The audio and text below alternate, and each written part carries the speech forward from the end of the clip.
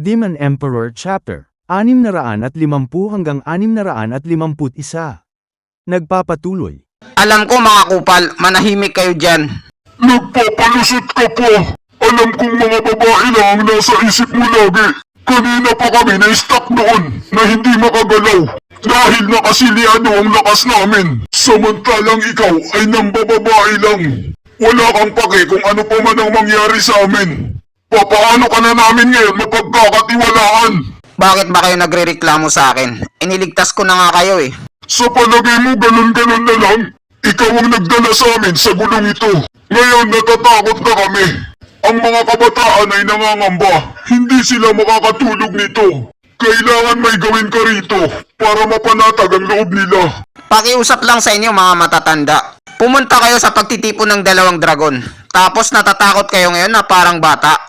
Alam kong gusto nilang mamburaot sa akin. Akala niyo mahuhulog ako sa patibong niyo. Ang batang ito, hindi siya mabait. Napakakuripot niya. Bata, bilang namumuno, huwag na huwag mong lulukuhin ang mga kapwa mong mag-aaral. Huwag na huwag kang maghanap ng gulo na ikakapahamak nila. Anong sabi mo, taba? Kailan pa ako naghanap ng gulo? Ano sa palagay mo yung tungkol kay yan mo? Alam mong problema to ng Mystical Heaven Secto. Hindi natin problema. Pagkatapos, Teka muna, paano ka nakakasiguro na hindi magkatugma ang mga nangyari? Ang hilyon na apoy na sekto ay sasali sa pagtitipon ng 2 dragon. Dapat alam mo sa sarili mo kung anong mga kakayahan ng mga kalaban mo. Gamit ang pagkakataon na to, malalaman natin kung gaano kalakas ang mga kalaban. At pwedeng makatulong yon sa atin. pero nasa mataas na rangko sila na 3 sekto. Yan nga ang isa sa mga rason kung bakit kailangan nating malaman. Huwag mong sabihin sa akin na alam mo ang lahat tungkol sa mga mag-aaral nila. Nung nakipaglaban kayo sa kanila. Makatungkol sa mga teknik nila, kakayahan at lakas. Dahil kung alam niyo yun, bakit kailangan ko pang mangolekta ng impormasyon? Dapat mahiya kayo dahil hindi niyo ginagawa ng maayos ang trabaho niyo. Baliwala lang sa inyo ang mga mag-aaral. Tapos tinatrash talk niyo pa ako ngayon. At tinatanong niyo ako kung ano-ano. May karapatan ba kayo magtanong sa akin kung anong ginagawa ko? Bakit sinasabi mo yan? Ang ibig mo bang sabihin ay kasalanan pa namin?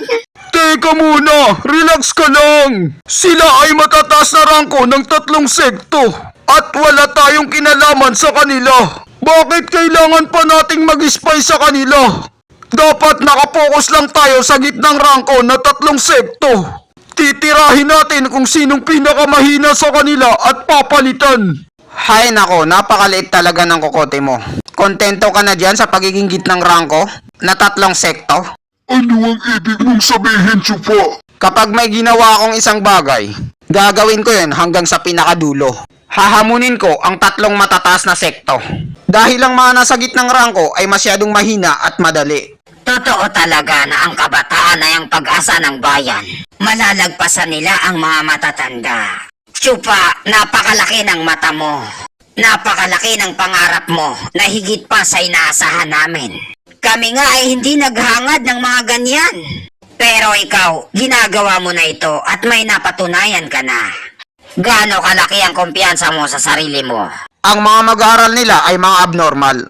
Katulad na lang niyan mo. Kailangan kong gamitin ang 2 sa 3 hati ng lakas ko. 70% ng lakas ko para sa lakas niya. Kapag ang pagtitipo ng 2 dragon ay mayroong pang mas malakas kaysa sa kanya, wala akong pag-asa. Pero hindi niyo kailangan mangamba. Ibibigay ko naman ang lahat ng magagawa ko para sa laban.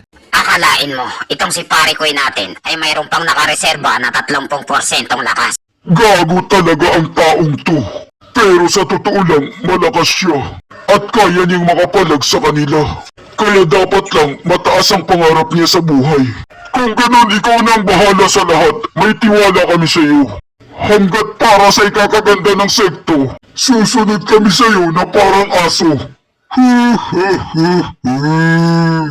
Siyan mo ay isa sa 3 pinakamagaling na mag-aaral sa mataas na rangko na 3 sekto. At natatanging si Woking Kong lang ang pwedeng makatalo sa kanya. Maganda sanang sorpresa sa Demon Swimming Secto kapag nanalo tayo sa kanila.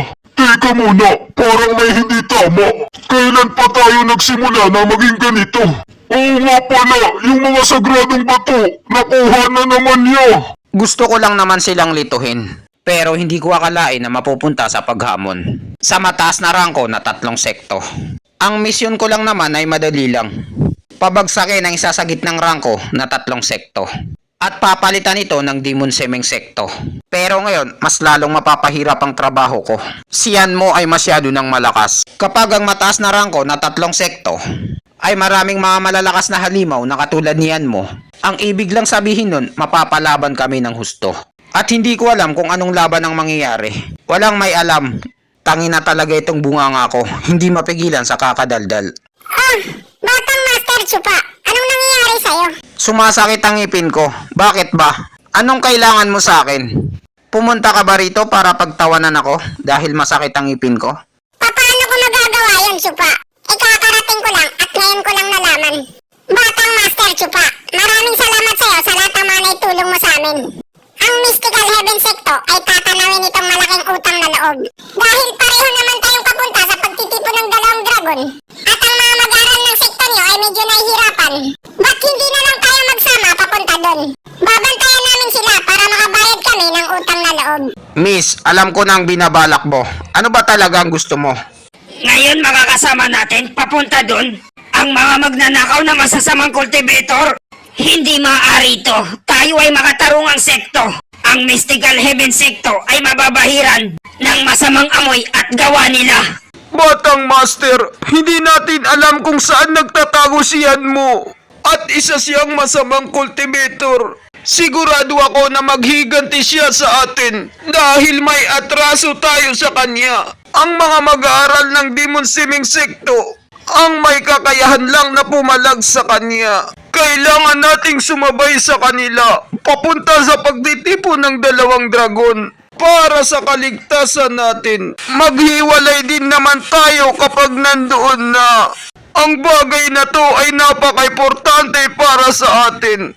Dapat mo ring isipin ang kalagayan nating lahat, kaya tanggapin mo na ito. Tanginang yan, ang alam lang nila ay humingi ng tulong. Pagkatapos mo silang tulungan, iiwan ka na lang sa ere. Ngayon alam ko na ang dahilan. Dahil kay yan mo na nakatakas. At natatakot kayo sa kanya na maghigante. Nakakahiya kayo. May mga kasamahan kayong mga tanga. Kasama na rin doon ang mga matatanda sa inyo.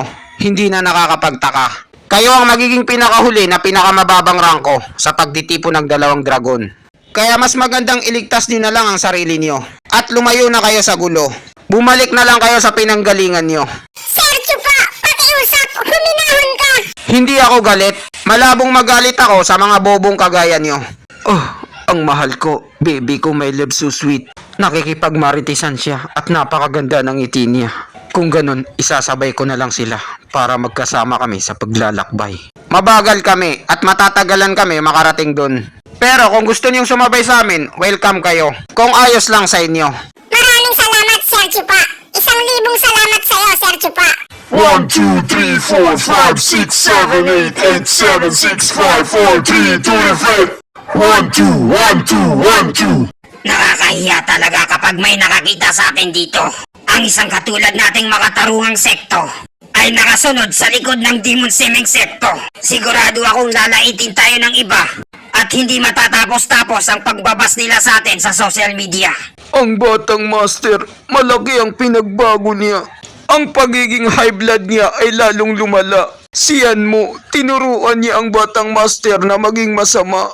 Natatakot akong maging isa siyang masama at malulong sa alak at maging adik. Hindi na siya makakabalik pa sa katinuan. Nakakabatang kapatid, itigil mo na yung pagrereklamo mo. Mahirap makahanap ng mga tao na tutulong sa atin. At paprotektahan pa tayo laban sa masama. Lagi mo na lang silang hinuhusgahan. Dahil ang magiging ibig sabihin nun, sasaktan natin ang taong nagpakain sa atin. At yan ang magiging pinakamalaking kahihiyan sa buong sekto natin. Ang mga masasamang cultivator ay makasalanan. Gumagawa sila ng mga masasama at karumal-dumal na krimen. Tinutulungan lang nila tayo para sa sarili nilang kapakanan. Ang pagsama natin sa kanila ay malalagay tayo sa peligro na hinding-hindi nating malalagpasan. Batang Master, masyado kang mapanghusga. Wala ka namang sapat na dahilan. Wala tayong may bibigay sa kanila na pwede nilang makuha. Kung mayroon pa man, yan ang magiging alas natin na sikretong plano. At yan ang ating sister na si Kinshin. Masyado niyo naman akong binubola. Kung may gusto siya sa akin, iyon ang pangarap ko na sana maging totoo. Bakit sister? Hindi ba mahalaga ka sa kanya? Iniligtas ka niya kapalit ang kanyang buhay. Yan ang pinakamalaking katibayan. Hindi, nagkakamali kayo sa inaakala niyo. Ang bulaklak ay may puso, pero ang tubig wala. Siya ay isang ilog na tubig. Hinding-hindi siya titigil sa pagdaloy. Masaya na ako na madiligan niya. At magkaroon ng konting oras kasama siya. Masaya sila kapag magkasama lagi. Pero bakit si Kinshin malungkot kapag minamaritis namin siya? Mga sister, tulungan natin si Sister Kinshin na makapangasawa. Ano sa palagay niyo? Itigil niyo na yung pinagsasabi niyong walang kwenta. Nakalimutan niyo na ba ang sinapit ng matandang ate niyo? Dapat yun ang kunin niyong aral. Huwag na huwag kayong magtitiwala sa puso dahil kung hindi, masasaktan kayo. Nagmamarunong pa itong matanda na to patungkol sa pag-ibig. Palibhasa, matanda na siya at wala siyang jowa. Kaya kinakabahan na siya dahil papalapit na ang araw ng mga puso. Valentine's Day, February 14. Kinshin, ang gagong yun. Ilang beses kanya nang inatake. Sigurado ako na may masama siyang balak sa'yo. Mag-iingat ka at magpakatatag laban sa mga taong babaero. Dahil kung hindi, magiging single mom ka at mapupunta ka sa masamang landas na wala ng balikan. Tara na, lumakad na tayo. Baka mapag-iwanan tayo nila. Chupa, tangina mo ka. Pinagsiselos mo ako. Inagaw mo ang crush ko. Isang grupo ng mga walang kwenta at talunan. Ngayon sila pa ang nagpapabagal sa atin. Kailangan pa natin silang protektahan. Tapos maririnig mo na tinatrastok nila tayo. Mga katawa-tawa ang mga taong ito. Chupo, hindi ka naman ganito ah. Ayaw mong may nakasunod sa likod mo. Bakit biglang nagbago ka? Ang kalsada ay dinadaanan. Pwede silang sumunod kahit anong gusto nila. At saka hindi naman sila nakakahadlang sa atin. Ang grupo ng mga malalaki ang puwit, nakakagigil talaga. Teka lang, parang may napapansin ako ah. Bata, iniingatan mo yung chicks mo no? Ayaw mo siyang malagay sa panganib. Hehehehe.